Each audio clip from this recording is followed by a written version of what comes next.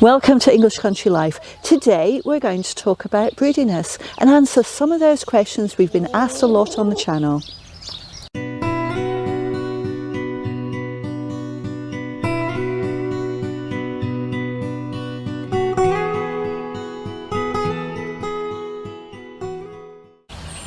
Welcome, my name's Fiona and I'd like to introduce you to Willow. She's one of our young Buff Orpingtons.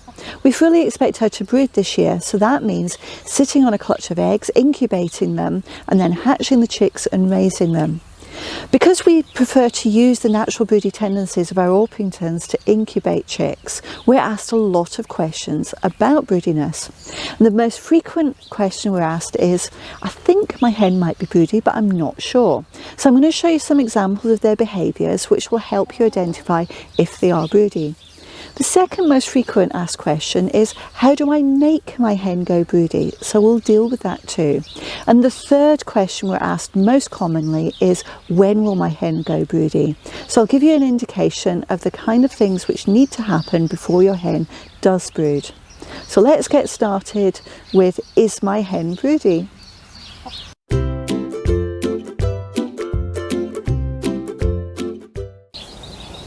Willow has gone to lay an egg, so I'm going to introduce you to Laurel, one of our other young Buff Orpingtons. She's the genetic offspring of Cinnamon, who's one of our most prolific broody hens. So we've got very, very high hopes for Laurel this year. Identifying a broody hen is actually quite straightforward. And what I'm going to do is show you video of a number of our broody hens and those behavioural characteristics so that you can identify whether your hens have gone broody. The first thing you might notice is that your hen doesn't want to come out of the nest box. Once they've decided to brood, they also take on a very different look to a laying hen. This is Cindy demonstrating the flat chicken look, and that's typical of brooding hens. They try and make themselves as flat as possible. The way that we think of it is that the air has been let out of them like a flat tyre. In this clip you'll notice that around the eggs in the nest there are feathers. This is another sign of broodiness, that the hen will pluck the feathers from their breast area. It seems to have two purposes. The first is that the eggs have direct contact with their skin, so it's easier for them to regulate the temperature of the eggs. The second is that the feathers are added to the nest itself, so the eggs have some cushioning. Cinnamon is the broody hen here, and you'll notice that the feathers have been plucked from her breast in such a way that it's really difficult to see when she's walking around. If you can feel the chest of your chicken to find out if feathers have been plucked out, this should be a good indication of broodiness. This phenomenon has always fascinated me, that they seem to pluck just enough so they still have feathers covering the area while they're upright, but they have bare skin when they're sat down in the broody position. It's really quite clever.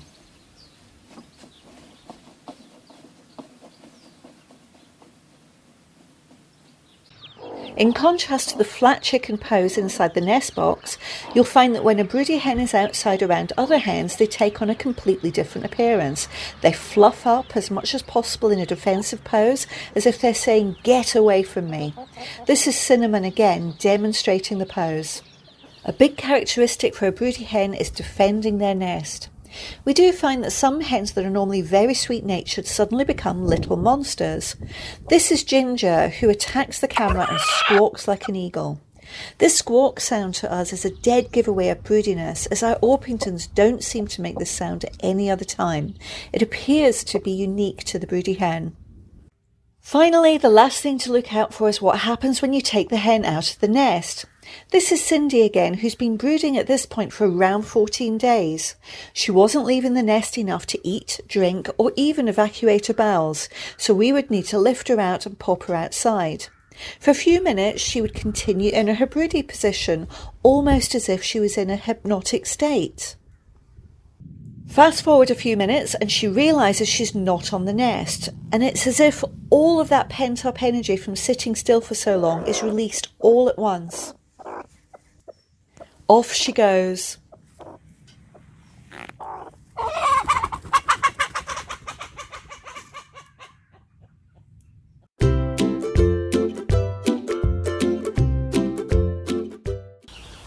One of the most common questions we're asked is, how do I make my hen go broody? Well, unfortunately, the short answer is you can't make a hen go broody. But there are two things you can do to increase your chances of your hen brooding. The first is to invest in a breed like the Orpingtons here, and Laurel is a great example, that is notorious for brooding. Now, Silkies are another breed which are likely to brood at the drop of a hat, but even then you're not guaranteed. We find 2 out of 3 of our Orpingtons will brood, but there's always a third which won't. Now, the reason there's only a few breeds out there which are notorious for brooding is that most chickens are needed for egg production. And while your hen is sitting on the eggs for 3 weeks, then raising the chicks for an average of about 8 weeks, plus another 4 weeks beyond that, they're going to be off lay. So as a minimum, for 15 weeks, you're going to be without eggs. So over the years, with selective breeding, that broody instinct has been removed from most hens. So the first thing you need is a breed which is likely to brood. Now, it has to be said that every chicken still has the capability of brooding. And last year we had a little cream leg bar called Trouble, and they're a breed who are notorious for not brooding, who successfully hatched and raised 5 Orpington chickens for us. She did an amazing job, but she shouldn't have brooded. She's not a breed which should have brooded. The second thing you need is a hormone called prolactin to be excreted by the pituitary gland, which encourages your hens to become broody. And that hormone, the production of it, is triggered by longer days and warmer temperatures.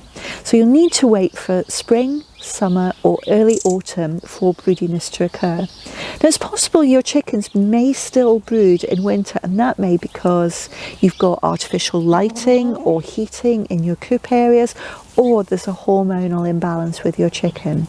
But the short answer to the question, how do I make my hen go broody, is unfortunately, I'm sorry, but you can't make them.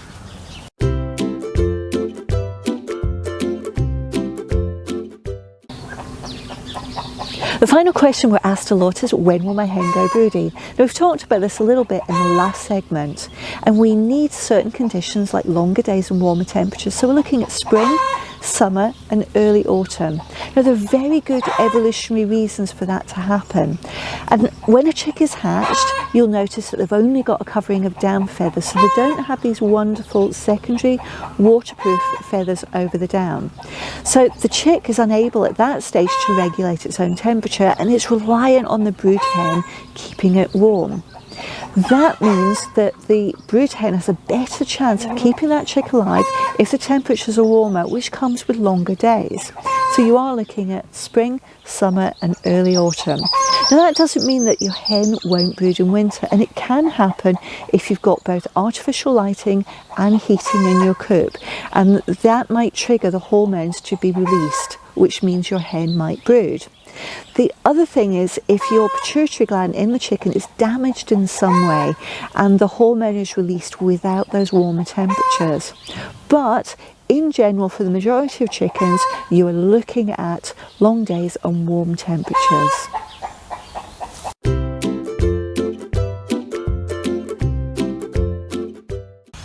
Welcome, my name's Fiona and this is young Willow, one of our Buff Orpingtons.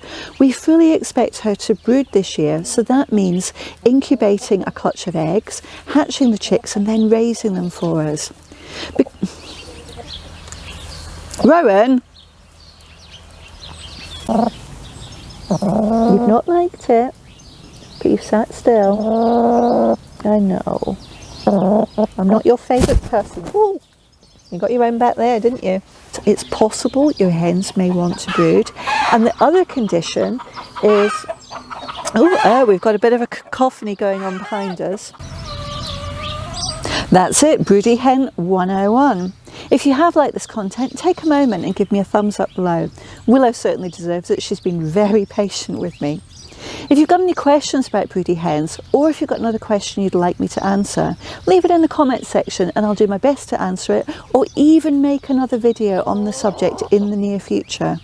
If you're not already a subscriber, come and join us on the channel, and don't forget to hit that bell icon, because that will tell you of any new video as soon as it's published. But for now, thanks for watching and I look forward to seeing you next time. Do you want to go? Go on, Willow. Good girl.